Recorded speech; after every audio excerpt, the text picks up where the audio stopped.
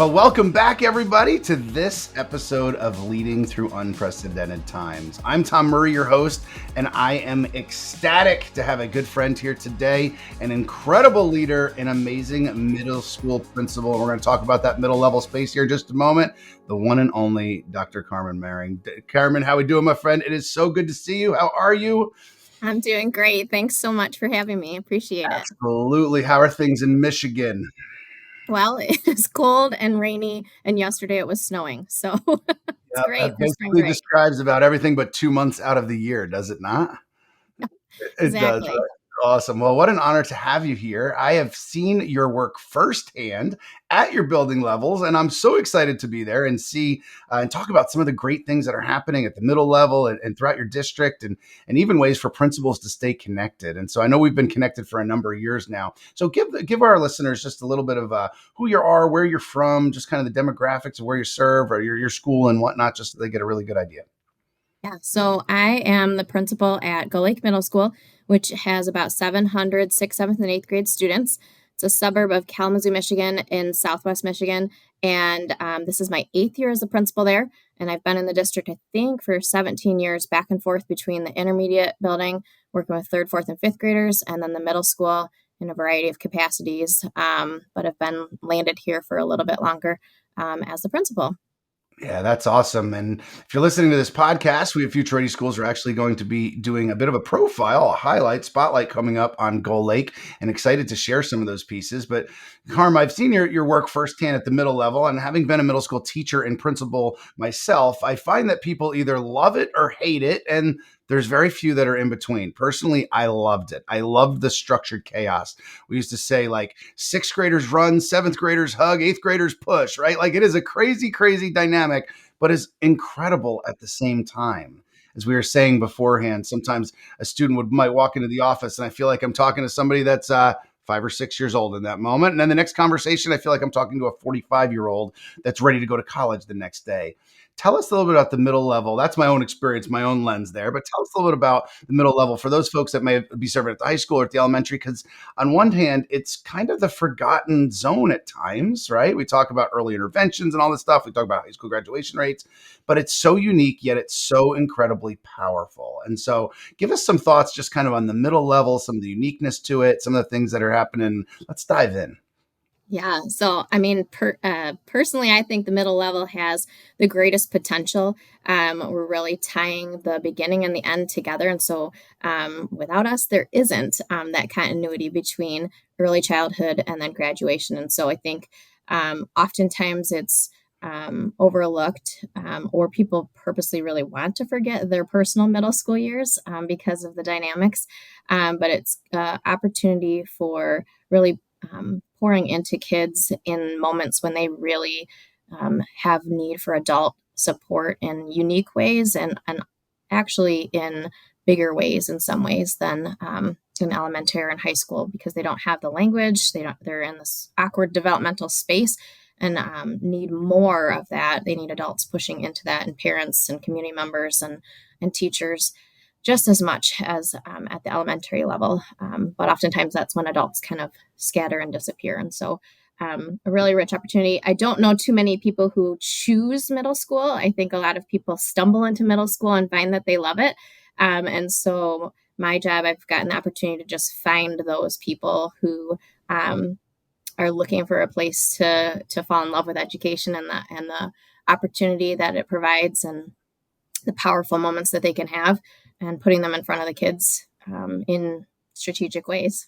Yeah, one of the things I've seen you do firsthand with your staff, I think the value you place on people, the human side of the work, and culture. And like you're saying, middle school with those kids it's such and having a middle schooler myself, it is such a fascinating place. On one hand, it's like mom or dad, like don't talk to me. I need to be independent. Don't talk to me at the drop off line. I don't want my friends to see you. And then the next thing is like, hey, can you bring cupcakes for my birthday? Like it is this like fascinating dynamic between the two. So how can can people at the middle level really create an environment where kids want to be, this culture where you have these dynamics, yet they want independence, yet the hormones are raging, and all these different pieces? What do you see that really works at the middle level of creating an environment for kids, whether in the classroom, throughout the building? Because I've seen you do it really well with your people. What does that look like? What advice do you have? So I mean, I think number one is coming back down to ultimately at any phase with any group of people, it comes down to belonging, connection, right? So prioritization of that in the midst of um, the ridiculous things that they say or do, and just the provision and the real verbalization of that forgiveness, the ability to move on or to um, be a different person the next day after they make mistakes or do something that's off base or not a good choice. So that forgiveness, the grace to be who they are, and then lots of choice, lots and lots and lots of choice. And I think that's a real shift between elementary to middle school that we try to infuse across the board, but definitely as they progress through sixth, seventh, and eighth grade, providing more and more choice and voice in their learning, because that's a motivator for everybody, but particularly for middle school level kids.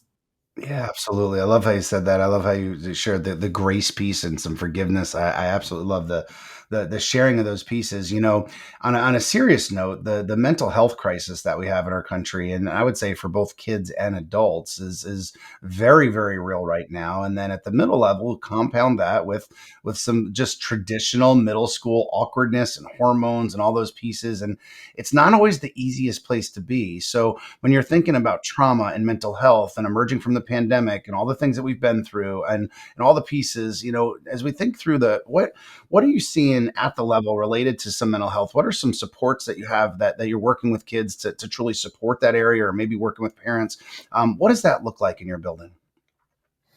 Yeah, so we definitely are seeing mental health issues. We've seen those for a long time, but we're seeing more frequent and deeper level issues. So back in the day, we might have seen one student with a pretty severe eating disorder every 5 to 10 years, and now we're seeing 3 to 4 kids every year. And so it's just shifting the pervasiveness of some of the things that aren't necessarily new to us, but the frequency and the duration of it is really a challenge for our staff members. And so I think from a building leadership level, one of the things that we've done is we've systematized mental health support into our process. So we have an integrated services of Kalamazoo, which used to be community mental health liaison. And we build that support from the community into our system for behaviors right from the beginning. We used to get to suspension and then last ditch effort, we'd throw ISK referral in because we had nothing else to do. And now we really bring that in on like step 2 on our discipline and behavior process. So building that in has provided some earlier support and has really partnered us better with community supports, because we can't sustain the level of support in the school setting for the amount of kids that we have now. The other piece that we've done is we've done a lot more tier 1 instruction around mental health, social emotional learning, executive functioning. So we've got school counselor and our ISK person pushing into all of our sixth grade classrooms and providing some skill building, because we know these kids are coming to us from COVID without a lot of executive functioning skills, and they need that in order to be successful at the secondary level. And then additionally, we're just looking for like, how do we help the people who help the people?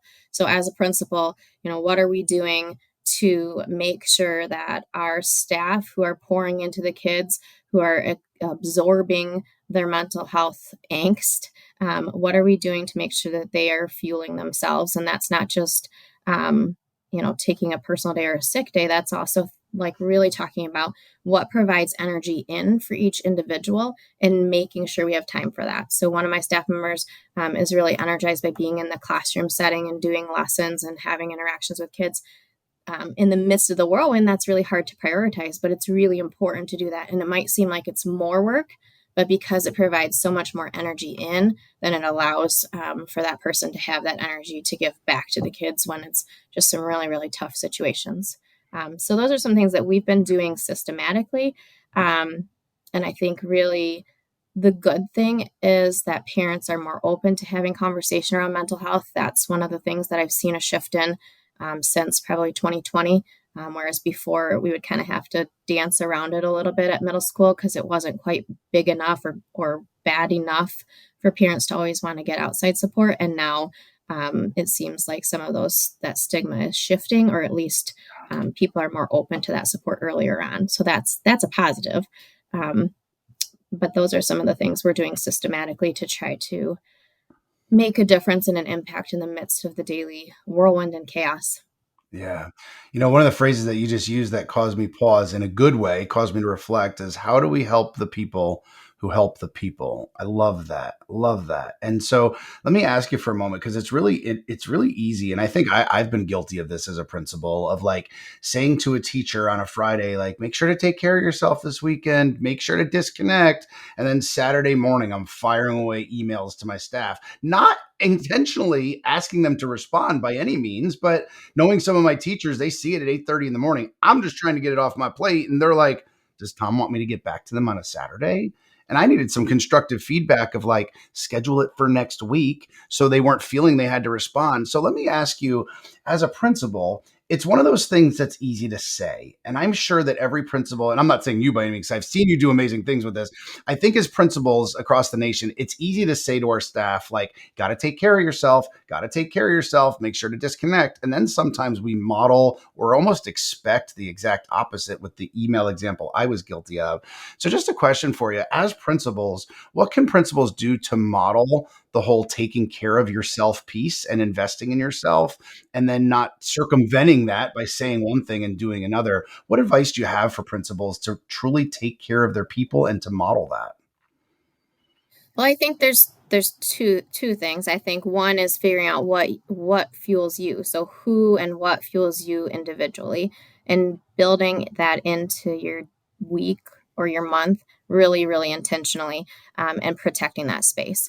And that's not always a vacation in the Bahamas, right? Or a, sometimes it is getting in on a Saturday morning and clearing out the inbox because that helps you to feel more energized and ready for Monday. And so I think just some self reflection as far as that. Trying to minimize the things as much as possible that suck the energy out, and maximize the people and the things that really build in energy, even if it seems like it's more work or more on the plate. And then I think using tools, right? So schedule send on email and different things like that. That's not necessarily shifting like your work habits. That's just trying to make it not feel as bad on the other end. But I think being cognizant of the fact that how we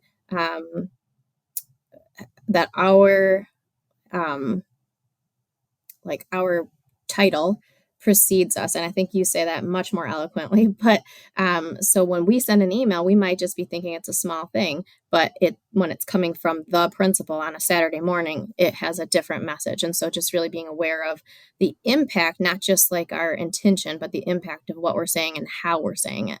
And I'm not always great at that. I sometimes, send the email just to get it off my plate and onto someone else's, because I'm afraid I'm going to forget about it.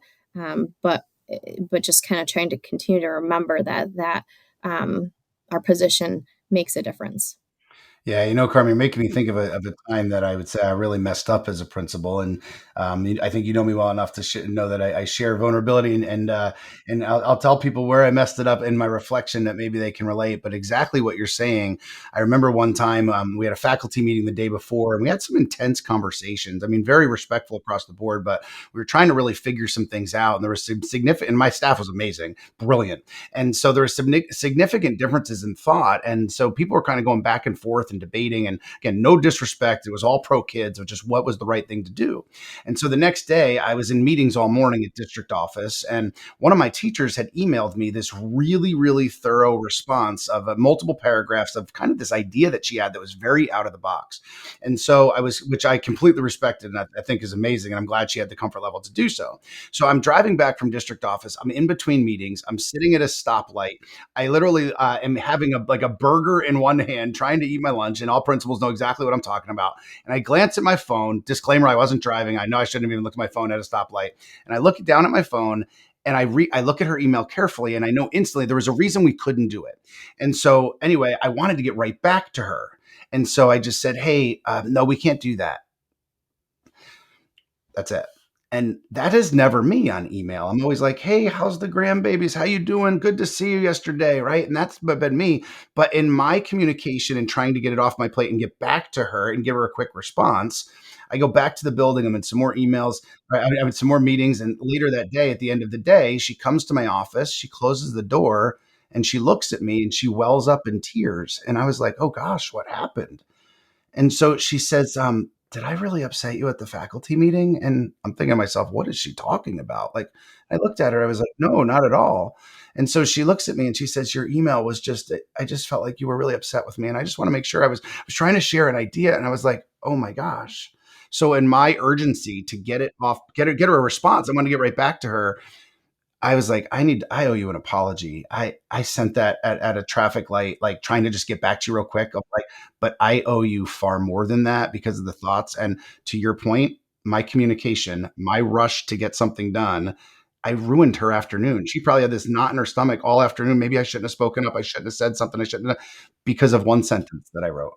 And as principals, your power. And so my vulnerability in sharing that of like, I really screwed that up and kind of broke some trust, being like, it was totally unintended. I was just trying to get back to her, but not the way I should have handled it. And I owed her an apology for all the thought she put into it. And I gave her one sentence, right? And I just mentioned the word trust, and it's one thing that I truly respect about you as a leader, as I've seen you interact with folks and other pieces that you're in, and as well as your district. I want to kind of step back for a moment to look, because some of the things you're doing at your middle school is because of some trust, autonomy that you're given by district level leaders to be able to do that. And so talk to us a little bit about Gull Lake as a whole, because I love the district. I had such an honor to be there, and amazing staff, incredible leadership that's there.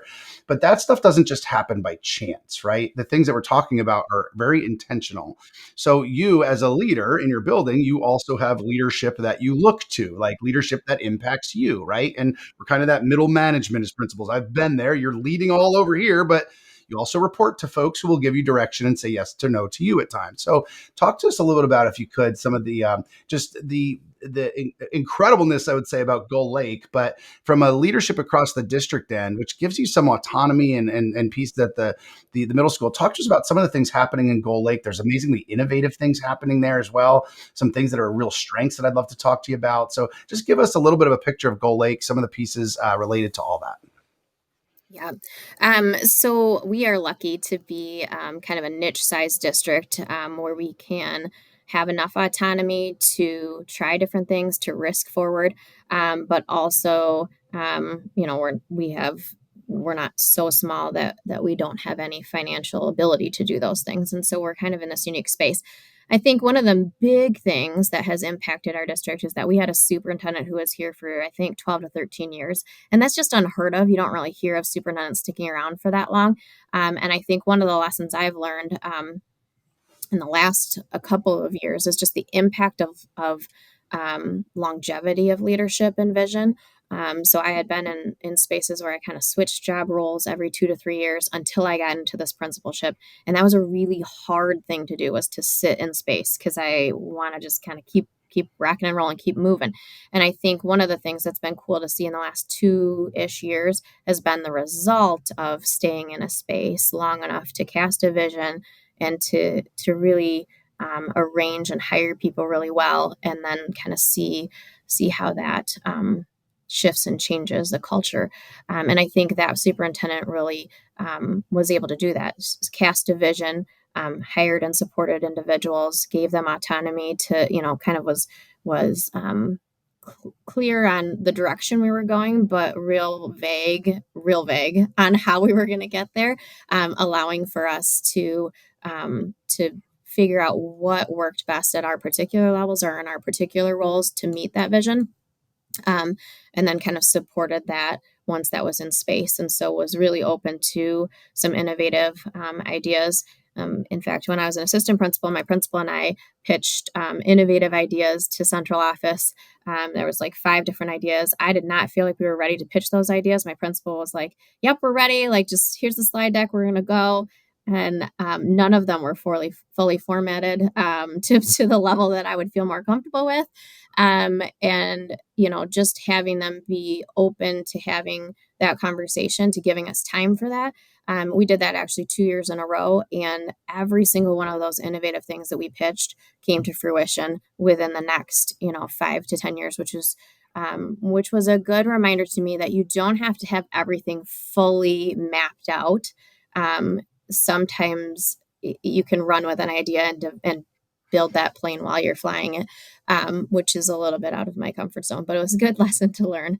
And I think we have had a really long-term administrative team. So most of our administrative team has been here for, um, 7+ years. There's been only a little bit of change. And when you have that kind of um, group that really respects each other, and we all kind of do our own roles, but support each other in that vertical alignment, that makes a difference. And I think those have been 2 things that have really helped with the impact that Gull Lake has had, and that's because of the board trusting us, and central office people who are in those spaces really seeing that we have a knowledge base and that we have ideas, and then elevating those ideas and being open to hearing those ideas, and not just thinking that everything has to be done the way central office or one person wants it to be done. So we're lucky here. Yeah, Um, absolutely. I love that. I want to give a shout out to my buddy Drew Bordner, a colleague of yours at your central office, who I've gotten to know, and it really models everything that you were just describing. 2 things I want to ask you about with that, because if I'm listening to this and I'm newer to my building and I'm thinking like, Carm's been in her building for 8 years, so it's easy to talk about longevity. I just got here. What do I do? And even superintendents pre-COVID, the average superintendent was there for 3.5 years. Post-COVID, it looks like it's under 3 years, and culture gets disrupted when there's those changes in leadership. Trust has to start over when there's these changes in leadership. And I'm not sure if you intentionally did it or not, but you just mentioned the word trust multiple times. So, how do you build trust as that school and district leader? Because let's read it. It's this delicate thing. It can take a long time to build, and it can be shattered overnight in an email, or sitting at a stoplight eating a burger in an email, right? And so, how as principals, how as district level leaders and those folks, how can we build trust for our team? Because at the end of the day, without it, change isn't going to be sustainable. Without it, it is really hard to move people forward. They may be compliant out of fear for a period of time, but that's also going to completely undertone the culture there as well. So, how do we build trust with our people? Yeah, well, I think it's the accumulation of a million small things. So even that example you gave with your teacher trusted you enough to initiate a conversation with you about that email, right? And that was probably culture built over time and the accumulation of a million small things that you did. And so I think that allows us to make mistakes. That allows us to send the email response while holding a burger and driving, and be able to back up from that and not have that implode, right? And so I've had the luxury of being in the same district for 17 years. And I mean, in many ways, I grew up in this district, and so people people probably remember some things that I prefer them to not remember, actually. And I think it's just the continuous striving to be a better person every day, every year, and I think doing what you say you're going to do. And so there's a lot of things that we've done to align what we say, what we write, and what we do, and I think that can build some trust. I mean, it's not perfect. There's things I say and do that that derail trust at times, for sure. And it's being able to go back into those moments when necessary and have follow up conversations, or think of how to best, um, explain or hear or listen or whatever the situation entails. Um, a lot of times for me, it's the need to slow down, right, in the midst of the whirlwind and trying to get as much done and do as good of a job as possible for all the different people.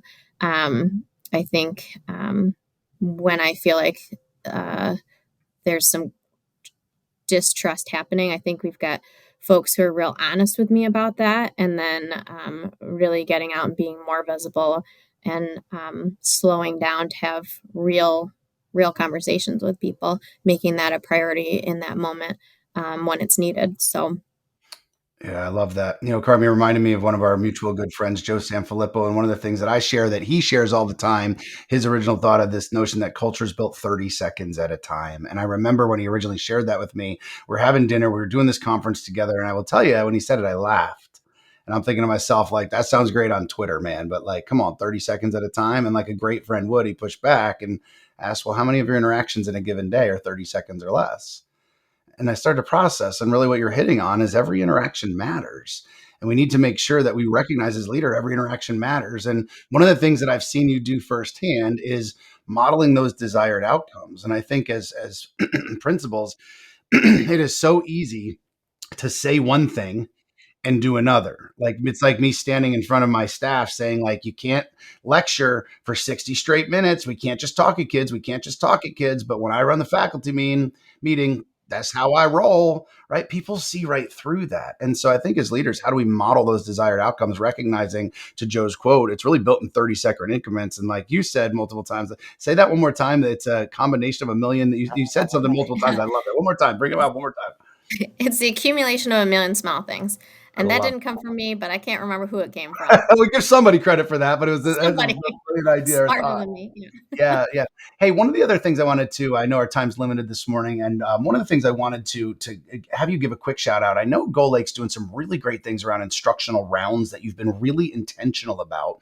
And when we think about growing our teachers and the importance of feedback and how do we get better at this, right? I always believe that people are doing the best they can with the best that they have and the best that they know how in those moments. But there's such power in connection and continuity, like you shared, but the ability to put our heads together to get better. Trust is the foundation of instructional rounds, in my opinion. Talk to us a little bit about what that model looks like as others that are saying, hey, we're trying to get better at this at our level. So, what does that look like in Gull Lake? It's something personally I really respect. Yeah, so through my doctoral studies, we connected with Dr. Christy Cooper Stein, who was trained at Harvard and now is at Michigan State University. And so contracted her in to facilitate instructional rounds process, which is based off of the Harvard rounds process, and had some good success with just getting people in classrooms. Because, like you said, people are doing the best they can, and they're going to get as good as the person that they have seen or themselves, right? And so, how do we get them exposed to more people and more instruction, first of all, but then also how do we get non-evaluative feedback that gives us feedback across the building as a whole, not just the one teacher or one classroom or one department or even one grade level, but how do we look at change in instruction in big ways across the building? And so we've actually had instructional rounds in our building, I think 3 different times. This past time we had 60 county people, because now that Gull Lake was able to bring Christie into our district, and then we were able to bring that to the ISD. And so now we've got the county who is sending people to be trained in this model, and then going back to their schools and doing that. And so that's been really cool to see the evolution in our school and the feedback that we've received, but then also to see that movement in the county, and to see hopefully in the coming years the impact of that.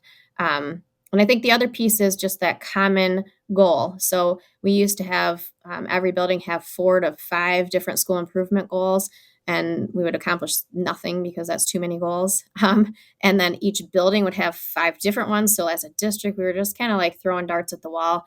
And I think in the last couple of years, the middle school and the district has shifted to have one goal. So we've got the same goal, pre-K through 12. That's what our instructional rounds is off of. That's what our professional development is off of. Our PLCs are talking about it. Our administrative team is talking about it. And that's impacting our decision making. So I think in the midst of the whirlwind, what's the one thing that we can move forward? And if we can have one goal and we can be laser focused on that, we can actually make, meaningful change. Yeah, I love that. And kudos to Go Lake and the incredible work that they're doing to continue to grow their leaders and support, bring people like that in from Harvard to say, hey, we can continue to get better. Kudos on that end. So one more question for you before we start to wrap up. When I think about even how we connected, it was through some organizations, right? And what I know about being a principal is the higher up you go, and then even to district office, the more lonely it can become. When I work with so many principals across the country and even district level leaders, I love to ask the question of like, hey, what organizations you're a part of? And a lot of times they just look at me and I'm like, "Wait, like the principal association or the super association. And they're like, well, I don't know. Why would I do that? Talk to us, give some advice to principals on like some of those connections. And it's not, again, just about paying membership dues over here, but it's the importance of having amazing connections of other people that do what you do, get what you do. So talk to us a little bit about even those organizations or just staying connected, those pieces, because I think it's something that you do really well. I know it's how I know who you are. So to talk a little bit about that. Yeah, so I think some principals think it's it's like a fraternity or sorority. We're paying for our friends. So I think, originally when I went into administration, I had a previous principal who was pretty involved. And she had said, you have to get involved with Michigan Elementary and Middle School Principals Association. So I kind of just did it to do it. I didn't know any different. And I've never been a principal without the support of the state level organization. And then she had asked me to consider running for the board, and so I've been on the board at the state level for I think most of my principalship at the middle school, which has been huge. And I think it goes back to that same notion behind why we brought in instructional rounds, right? Principals, nobody goes to become a principal on purpose to like mess up and make people's lives miserable. Although, what do we hear educators complaining about frequently is their principal, right? I was in a line to get into a concert and I'm listening to the people behind me. It's three teachers and they're just complaining about their principal. And it's a really great reminder to me of like, well, first of all, I was trying to figure out, did I know their principal, which I didn't. And second of all, it's just a really good reminder that like, even if we don't think we have that much impact, we're impacting people. Like they're talking about it on the weekend, how much their principal is ruining their life. And I think nobody goes into this profession with that in mind, but we only become as good as the principal that we've seen or experienced, right? And so part of it is just interacting with people, getting ideas, taking the best of those ideas and putting it into our context, and getting better ourselves, right? Because if we are modeling in the industry of education lifelong learning, we have to be leading that. And so what does that look like, and how do we do that? And some of the best, prior to being a principal, I was a school counselor, and so I got into every single classroom, third through eighth grade, and saw tons of different kinds and styles of instruction, some that was effective and some that wasn't as effective.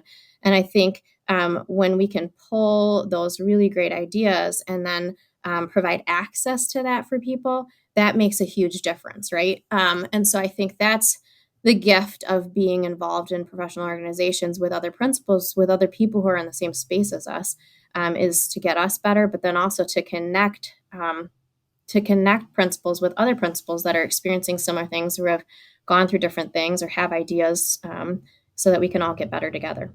Absolutely. And I'll give a shout out to the leaders of organizations because leadership matters at no matter what level. And also shows the importance of connection, of the ability to pick up the phone, call somebody like you and just say, hey, I'm really struggling here. I don't know how to handle this. Have you had a situation like this? And whether it's an Earl or a Paul or a Carm, somebody has, or somebody can say, you know who you really need to talk to? This person over here. They also provide great professional learning in those organizations, have great folks that comprise what they do. And so shout out to both of them as well. So I've got one final question for you. I know we're a little bit over time, but Carm, I could listen to you all day long. My ultimate compliment, I only say what I really, really mean it, is I would put my own babies under your leadership in a heartbeat because I hear your heart. I love your passion, your energy, your focus on high quality instruction, but also your focus on people, right? And putting those people first.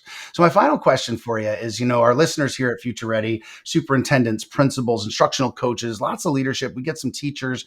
Here we are as we look at this in April, a couple of, months left of the school year, starting to wrap up. And, it's easy to start counting down those days and not always so easy to make sure we're making those days count. What advice do you have for school and district leaders as we start to wrap down this year? Just whether it's things you're seeing right now, things you're feeling, something on your heart, what advice would you give them? Yeah. So I mean, I think this is the roller coaster to the end, right? When we get back from spring break, we hit the ground running, and I think that's when behaviors are higher, and there's lots of weird decisions being made by students and people that support them. And so, I think the number one thing I would say is that leadership matters. When it's the craziest, that's when the leader matters. No one actually cares who the leader is or what the leader's doing when everything's running smoothly.